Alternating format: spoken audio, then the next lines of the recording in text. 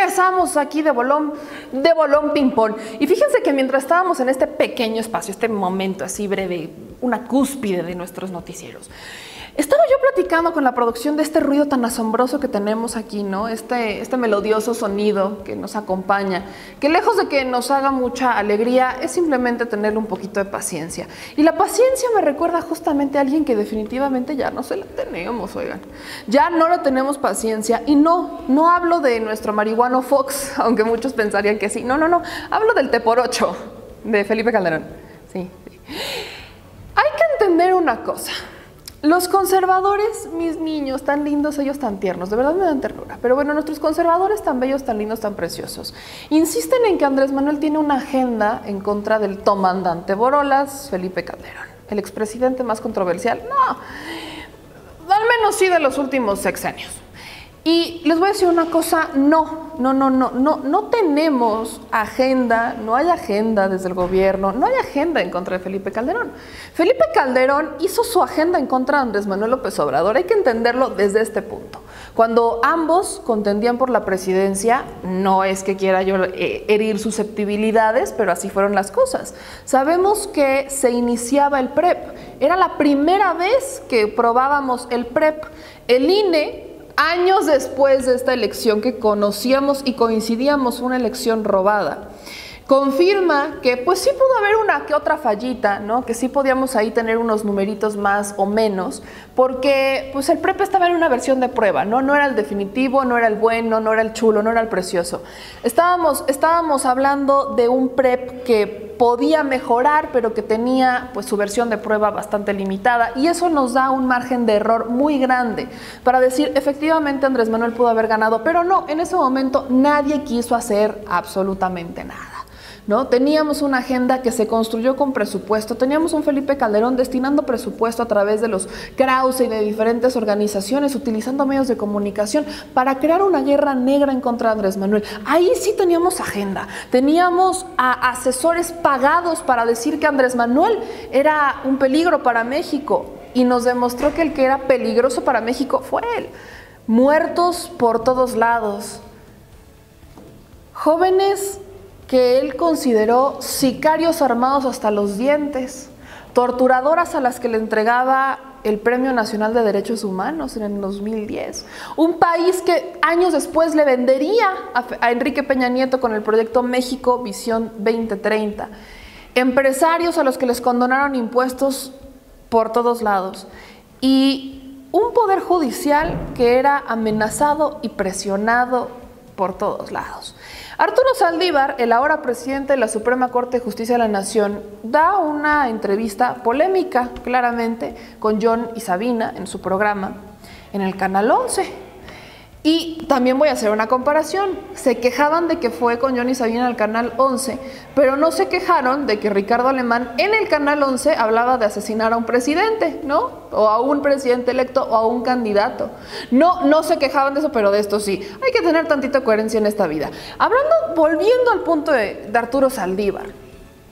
Fíjense que el ministro Saldívar dijo que estas acusaciones o esos señalamientos que realiza con John y Sabina nada tienen que ver con que sean nuevos. De hecho, la revista Proceso confirma que estos señalamientos se hicieron desde el 2013. La revista Proceso confirma que en 2013 las amenazas alcanzaron a la familia de Arturo Saldívar Lelo de la Rea. La administración de Felipe Calderón Hinojosa buscaba evitar que Florence Cassés saliera de prisión.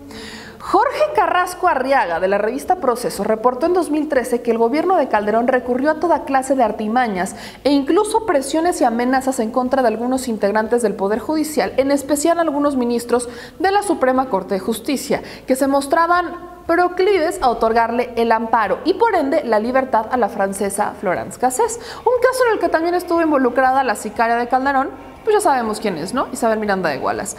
Toda la fuerza de la administración de Felipe Calderón se dirigía contra Arturo Saldívar, el principal promotor de la libertad de Florence Cassés. Otros ministros también fueron presionados, pero no quisieron confirmar ante los micrófonos, de acuerdo con el artículo que entonces publicaba Carrasco.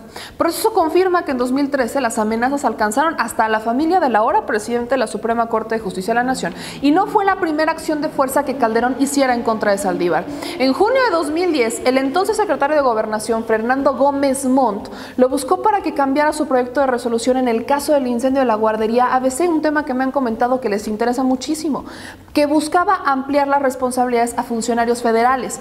Pero para eso no te pusimos. Ese fue un comentario que le dijo el entonces secretario en referencia a la propuesta de Calderón para que Saldívar llegara a la Suprema Corte de Justicia de la Nación meses antes. La versión ya fue confirmada por el propio ministro.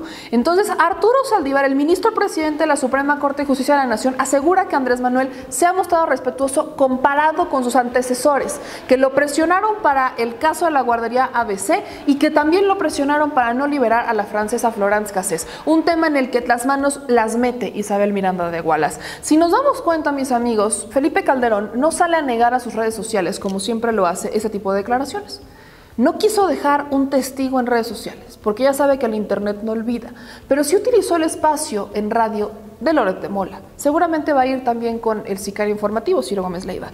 Y eso que nos dice, nos da una clara tendencia del expresidente que tenemos. No, insisto, no tenemos una agenda en contra de Felipe Calderón. Él marcó su propia agenda y él selló su destino. Sabemos que no quiso mover absolutamente nada en el caso de la guardería ABC porque involucraba a familiares directos de su esposa, Margarita Zavala, que involucraba a un gobernador priista, pero que era familia, que involucraba un caso en donde las guarderías, como ya se confirmó, eran utilizadas para sacar el dinero del erario y hacerse ricos, que confirmó a diestra y siniestra lo que ya sabíamos, que el gobierno de Felipe Calderón no fue nada más que tal vez el peor error de nuestra historia, amigos. Y sí, dejó, como él le llama, ¿cómo dice Felipe Calderón? ¿Cómo decía que eran? Se me olvida.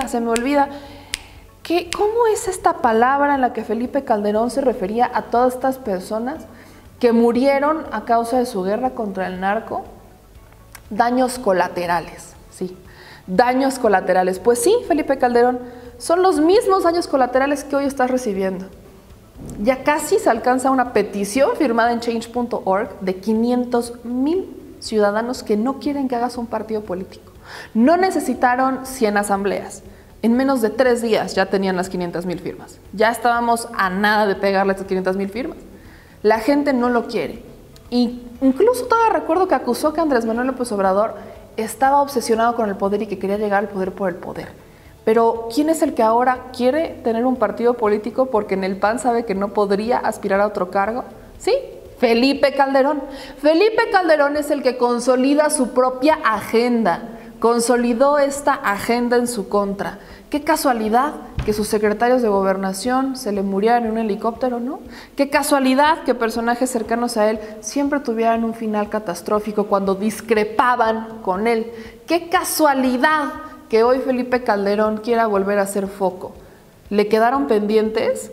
No más daños colaterales, Felipe. Ya no te queremos en México.